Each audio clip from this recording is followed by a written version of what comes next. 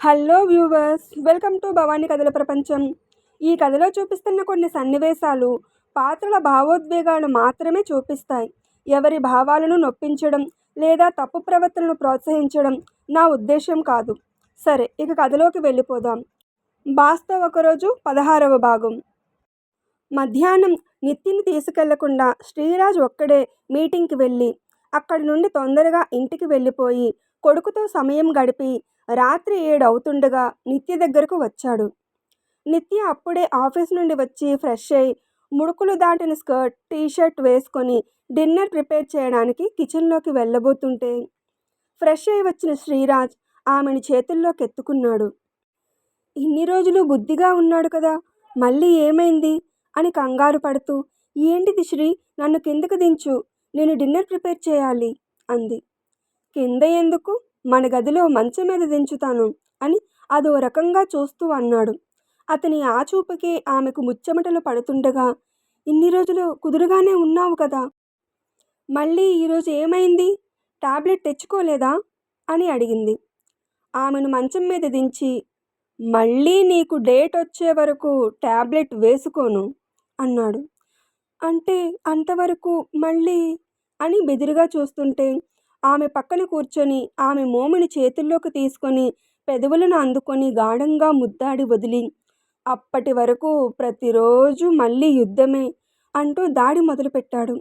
ఆగు శ్రీ, నేను చెప్పేది ఒకసారి విను అని అంటున్న ఆమె మాటలు లెక్క చేయకుండా ఆమె నుండి బట్టలను దూరం చేసి అతని చిలిపిదాడిని పెంచుతూ నచ్చిన చోట ముద్దులు పెడుతూ ఆమె సిరులను ముద్ద చేస్తూ, డేట్ అయిపోయాక వెంటనే కలిస్తే ప్రెగ్నెన్సీ త్వరగా వచ్చే అవకాశాలు ఎక్కువగా ఉంటాయని విన్నాను. మన ప్రేమకు ప్రతిరూపంగా మనకు పిల్లలు కావాలి, అయితే అప్పుడే వద్దు. నువ్వు వెంటనే ప్రెగ్నెంట్ అయి సత్యలా నన్ను దూరం పెడితే నేను పిచ్చివాడిని అయిపోతాను. అందుకే అప్పుడు కష్టంగా దూరంగా ఉన్నాను అంటూ ఆ భయాన్నే ఆవేశంగా మార్చుకొని ఆమెలోకి చేరిపోయి ఒత్తిడి పెంచుతున్నాడు. ఇంత క్యాలిక్యులేటెడ్గా ఉన్నాడని మురిసిపోవాలా? మాయమాటలు చెప్పి నా శరీరాన్ని వాడుకుంటున్నాడనుకొని బాధపడాలా? నిజంగా నా శరీరమే కావాలి అనుకుంటే డేట్ తర్వాత సేఫ్టీ వాడి ఉండేవాడు కదా. అలా చేయడం లేదు అంటే వీడికి నా శరీరంతో పాటు నా సన్నిహితత్వం కూడా కావాలనే కదా అర్థం.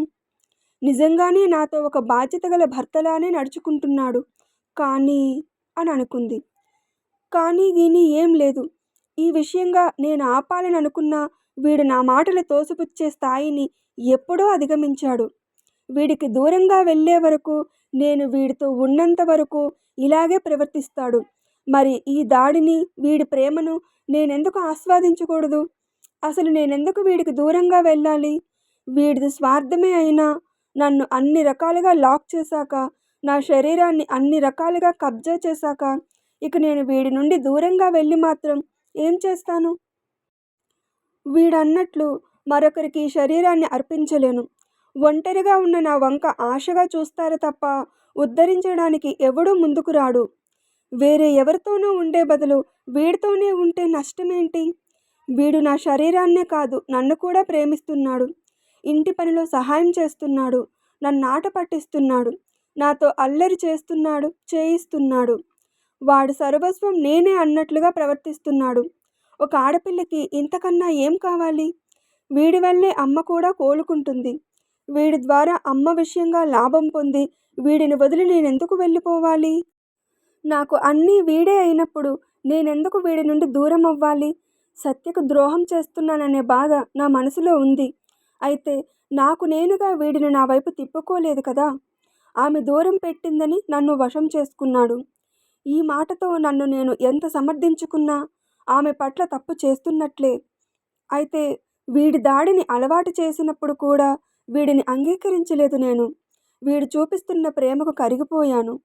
తప్పుడు మనిషి అయితే ఆఫీసులో అందరితో ఇలాగే ఉండేవాడు కదా అని అనుకుంటుంది. శ్రీరాజ్ ఒత్తిడి పెంచుతూ మళ్ళీ ఆమె పెదవులను అందుకోగానే ఇక ఆలోచనలకు అంతర్మదనానికి ముగింపు పలికి ఆమె కూడా అతని పెదవులను ఇష్టంగా ముద్దాడడం మొదలుపెట్టింది. ఆమె స్పందనకు అతని కళ్ళల్లో మెరుపు సంతరించుకుంది. అయిష్టంగా నాతో సంగమిస్తున్న నువ్వు తప్పకుండా నాతో ఇష్టంగా జతకడతావనే నమ్మకం నాకు ఉంది అని అతను అన్న మాటను ఆమె నిజం చేస్తున్నట్లు అతని వంక ఇష్టంగా చూస్తుండడంతో అతని ఆనందానికి అవధులు లేనట్లుగా మురిసిపోతున్నాడు. ఆమెను ఇష్టంగా హత్తుకుని వేరుపడి ఆమె శరీరాన్ని ముద్దుల్లో ముంచెత్తుతున్నాడు. నన్ను అర్థం చేసుకున్నందుకు థ్యాంక్ యూ నిత్య అంటూ ఆమెపై ఇష్టంగా కదులుతున్నాడు. ఆమె తనని యాక్సెప్ట్ చేసిందనే ఆనందాన్ని కూడా ఒత్తిడిలోనే చూపుతున్నాడు. ఆ రకంగా అతని ఆర్తి తీర్చుకుంటుంటే ఆమె అతనికి అడ్డు చెప్పడం లేదు. ఇదివరకు చెప్పినా అతను వినేవాడు కాదని, అప్పుడు బొమ్మలా కదిలేది, ఇప్పుడు ఇష్టంగా కదులుతుంది. కాసేపటికి అలసిన దేహంతో ఆమె పక్కన చేరి, ఈరోజు నాకు ఎంత ఆనందంగా ఉందో తెలుసా? ఎప్పుడూ నేనే చొరవ చూపుతుంటే ఎప్పటికీ ఇదే కొనసాగుతుందా అని బాధపడేవాడిని. నా పట్ల నీ మనసులో మంచి మార్పు రాదా అని సతమతమయ్యేవాడిని. ఇప్పుడు నీ ఒక్క చిరునవ్వుతో ఆ బాధ మొత్తం నా మనసులో నుండి దూరమైపోయింది. ఇదివరకు నీతో కలిసి నేను పొందిన ఆనందం కన్నా ఈరోజు ఈ క్షణం నా మనసు తృప్తితో సంతోషంతో నిండిపోయింది. Thank you so much. ఈ సహచర్యాన్ని జీవితాంతం కోరుకుంటున్నాను నేను. కొద్ది రోజుల్లో బాబుని కూడా ఇక్కడికే తీసుకొచ్చేస్తాను. నాతో పాటు ఆఫీస్కి వస్తాడు. ఆయమ్మతో ఉన్నట్లే ఆఫీస్ వెనుక గదిలో ఉంటాడు. సాయంత్రం మళ్ళీ ఇద్దరం నీ దగ్గరకు వచ్చేస్తాము. వాడిని చూసుకోవడం నీకు నచ్చకుంటే నేనే చూసుకుంటాను అన్నాడు. ఉదయం ఆమె చేరదీయకపోయినా రాత్రుళ్ళైనా కొడుకుని చూసుకుంటుంది కదా, మరి అలా ఎలా తీసుకొచ్చేస్తావు? నీ భార్య అడిగితే ఏం సమాధానం చెప్తావు అని అడిగింది. అని ఆమె అంటుంది, కానీ అది నిజం కాదు. ఆమె ఎప్పుడు ఇంట్లో నుండి వెళ్ళి ఎప్పుడు వస్తుందో తెలుసుకోవాలని నేను ఇంట్లో కెమెరాలు పెట్టాను. ఆమె అసలు ఏ సమయంలోనూ ఇంటికి రావడం లేదు. బహుశా పబ్ల నుండి తిరిగి రావడం మరీ ఆలస్యం అవుతుందని వాళ్ళ నాన్న ఇంట్లో ఉంటుందేమో. ఈ విషయం మనం ఫారిన్ క్యాంప్ వెళ్ళడానికి ముందే తెలిసిన ఇంటికే రాని వ్యక్తి కోసం ఇంతకాలం ఎదురుచూశాను నేను. ఇక నా ఓపిక నశించింది అన్నాడు. ఆమె నిర్ణయమే ఆమెను బాధిస్తుందంటే అతని నిర్ణయం ఆమెను మరింత కృంగదీస్తుండగా నా వల్లేనా అని బాధగా అడిగింది. దాంతో ఆమెను గుండెల మీదకు చేర్చుకొని, కాదు నేనే విసిగిపోయానని చెప్పాను కదా, క్యాంప్ వెళ్తున్నాను అని చెప్పింది. ఇప్పటి వరకు ఒక్క ఫోన్ చేయలేదు. నేను చేస్తే తీయడం లేదు. ఆమె అసలు ఎందుకు పెళ్లి చేసుకుందో నాకు అర్థం కాదు. ఆమెను ప్రేమించిన నాలో ఆమె పట్టించుకోకపోవడంతో విరక్తి చేరిపోయింది. అందుకే అలాంటి సమయంలో ఎదురైన నీ మీద వద్దనుకున్నా ప్రేమ కలిగింది. అది పెరిగింది. ఆ రోజుటి సంఘటనతో బలపడింది.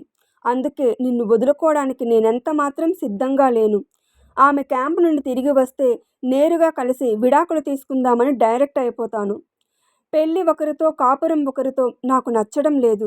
నేను ప్రేమిస్తున్న నిన్ను సమాజంలో గౌరవంగా చూపాలనుకుంటున్నాను అన్నాడు. అలా చేస్తే నేను నిన్ను వలలో వేసుకున్నానని అందరూ అనుకుంటారు. ఒకప్పుడు నువ్వు నీ విషయంలో అన్న మాటే ఇప్పుడు నిజమవుతుంది కదా. అందుకే ఆమెకు విడాకులు ఇవ్వకు. ఆమె ఎప్పటికైనా మారుతుందని నీకు నమ్మకం ఉంది కదా అంది. నన్ను అలా మభ్యపెట్టి నీ దారిన నువ్వు వెళ్ళిపోవాలని అనుకుంటున్నావేమో, కానీ అది ఎప్పటికీ జరగదు. అయితే నాకేం కావాలో ఆ దారిలోనే వెళ్తున్నాను, కానీ మన బంధం న్యాయబద్ధమైనది కాదని నాకు నచ్చడం లేదు. ఆమెకు విడాకులు ఇస్తే కూడా పెద్ద తేడా ఉంటుందని నేను అనుకోవడం లేదు. ఇప్పటి వరకు ఎలా అయితే కొడుకుని నన్ను పట్టించుకోకుండా ఊరి మీద తిరిగిందో, విడాకులు ఇచ్చాక కూడా అలానే తిరుగుతుంది. అందుకే నేను ఈ నిర్ణయం తీసుకున్నాను. ఆమెకు విడాకులు ఇచ్చి నిన్ను పెళ్లి చేసుకుంటాను అన్నాడు. విడాకులు తీసుకోవడం ఆమెకు ఇష్టం లేదనంటే, నీతో విడిపోను, నీతో కలిసి ఉంటాను అంటే అప్పుడేం చేస్తావు అని అడిగింది. అలా అంటుందని నేను అనుకోవడం లేదు. అనుకునేదే అయితే ఇలా ప్రవర్తించదు కదా. నువ్వు సత్య గురించే కాదు, మిగిలిన వాళ్ళ గురించి కూడా ఆలోచించకు. అనేవాళ్ళు మనం ఏం చేసినా అంటారు. వాళ్ళు మన కష్టం సుఖం చూడరు. వేరొకరి కోసం కాదు, మన కోసం మనం బ్రతకాలి నిత్య అన్నాడు.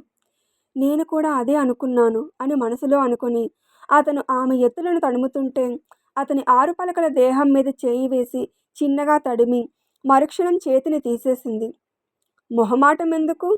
నా మీద నీకు సర్వ హక్కులు ఉన్నాయి అన్నాడు. ఆ మాటకు అతని గుండెలపై ఉన్న ఆమె అతని వంక తల ఎత్తి చూసింది. అక్కడ కాదు, ఇంకెక్కడైనా తాకచ్చు అన్నాడు కన్ను కొడుతూ. ఛీ, నీకు సిగ్గులేదు అంది ఆమె మోము సిగ్గుతో ఎర్రబడిపోతుండగా. అబ్బా, నా జన్మ ధన్యమైపోయింది. ఇన్నాళ్లకు నా పట్ల దయ కలిగింది నీకు. పాజిటివ్గా రియాక్ట్ అవుతున్నావు. ఈ ఆనందాన్ని సెలబ్రేట్ చేసుకునే తీరాలి అంటూ ఆమె మీద మళ్ళీ దాడి మొదలుపెట్టాడు. ఆమె సిరులపై మరింతగా పంటిగాట్లు పెడుతున్నాడు. అబ్బా, ఏం చేస్తున్నావు? నొప్పెడుతుంది. ఆగు, ఇంకాపు, చాలు అంది. ఇన్ని రోజులు అన్నీ నేనే చేసుకుంటూ పోయాను. ఆఖరికి ముద్దును కూడా నువ్వు ఇష్టంగా ఫీల్ అయ్యేదానివి కాదు.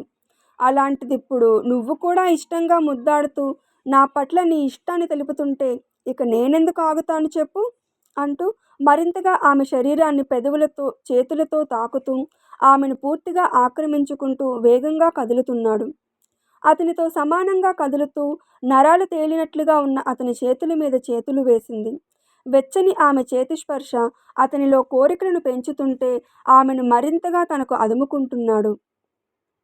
కొంత సమయం తర్వాత మళ్ళీ ఆమె నుండి వేరుపడి, ఆకలిగా ఉంది, ఏమైనా చేసి తీసుకురా అన్నాడు.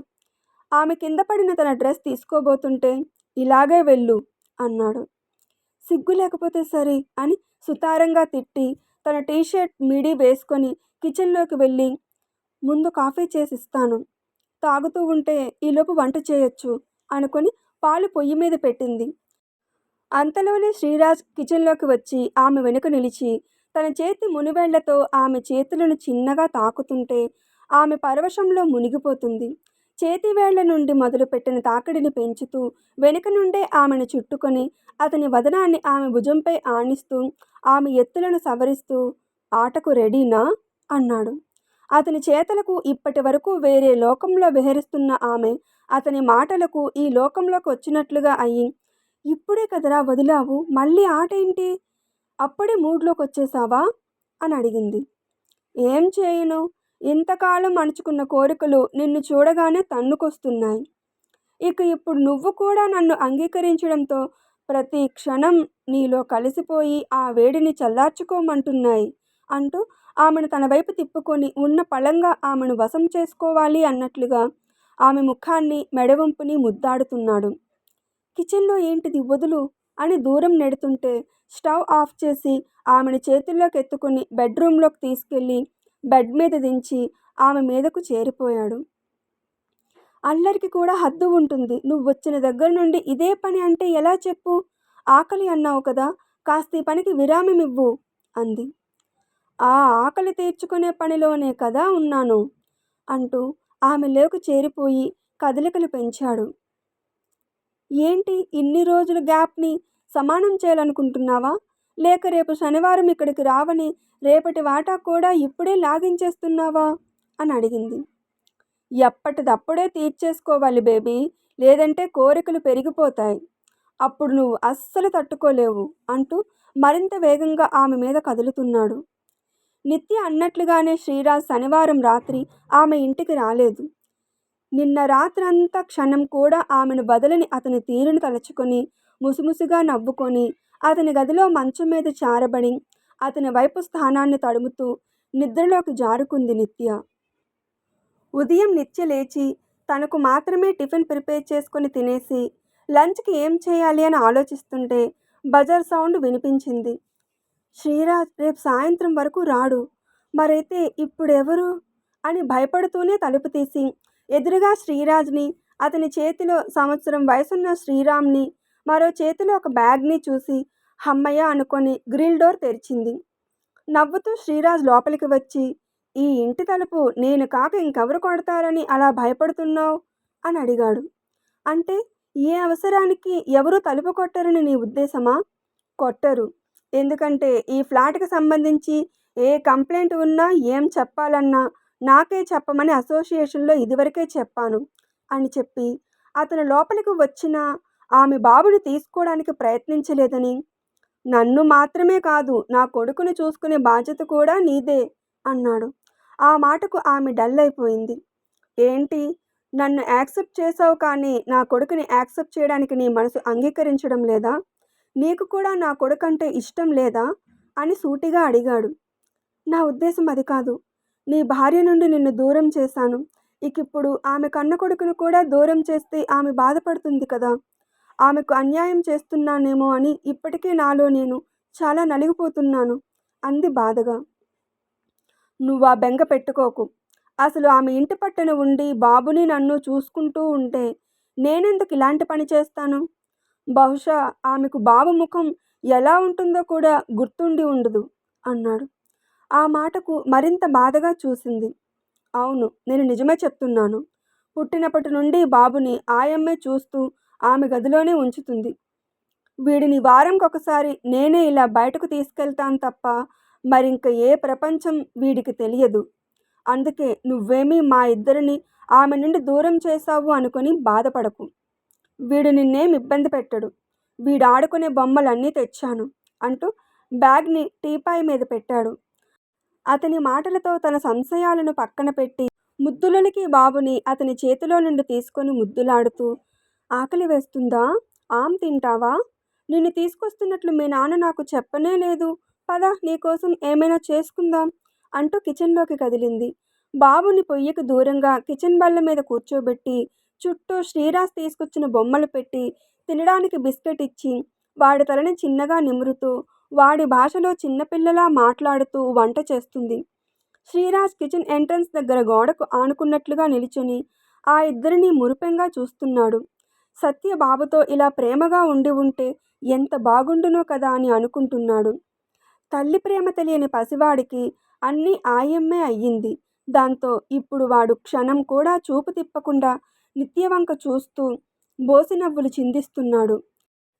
ఇంత ముద్దుగా ఉన్న నిన్ను సాకడానికి మీ అమ్మకి ఏంట్రా సమస్య అని మనసులో అనుకుంది నిత్య. వండిన పదార్థాలను డైనింగ్ టేబుల్ మీద సర్ది బాబును కూడా టేబుల్ దగ్గర కూర్చోబెట్టి శ్రీరాజ్కి వడ్డించేసి మళ్ళీ బాబుతో ముచ్చట్లు చెప్తూ అన్నంలో పప్పు నెయ్యి వేసి చిన్నగా ముద్దలు కలిపి అన్నం తినిపిస్తుంది.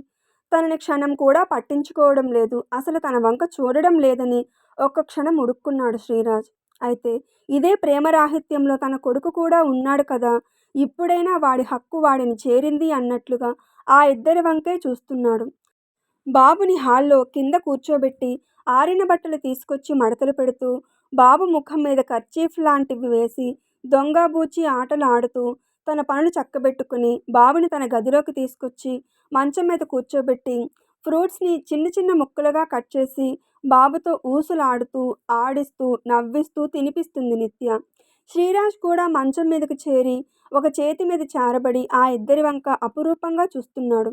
బాబు కూడా ఎవరో కొత్త వ్యక్తి తనని ఎత్తుకొని ముద్దులాడుతుంటే తినిపిస్తుంటే ఆడిస్తుంటే ఏడవకుండా ఆమెనే పట్టి పట్టి చూస్తూ వాడి ముద్దు ముద్దు చేతులతో ఆమె ముఖాన్ని తడుముతున్నాడు. వాడి చిట్టి స్పర్శకు మురిసిపోతూ వాడిని మరింతగా ముద్దుల్లో ముంచెత్తుతుంది. అన్నీ వాడికేనా, నాకేం లేవా అని అడిగాడు శ్రీరాజ్ కొంటిగా చూస్తూ. పసిపిల్లాడి ముందు ఏంటా మాటలు అంది చిరుకోపంగా. అప్పుడే బయట బజర్ సౌండ్ అయ్యింది. ఎవరూ ఈ తలుపు కొట్టరు అన్నావు కదా, ఇప్పుడు చూడు ఎవరో వచ్చారు అని ఆమె తలుపు తీయడానికి కదలబోయింది.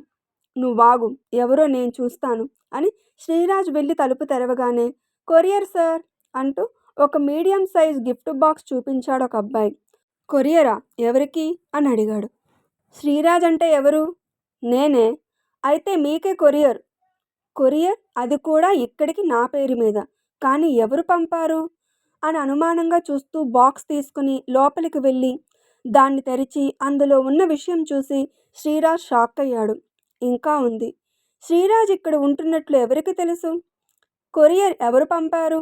అసలు అందులో ఏం ఉంది? బాక్సులో విషయం చూసి శ్రీరాజ్ ఎందుకు షాక్ అయ్యాడు?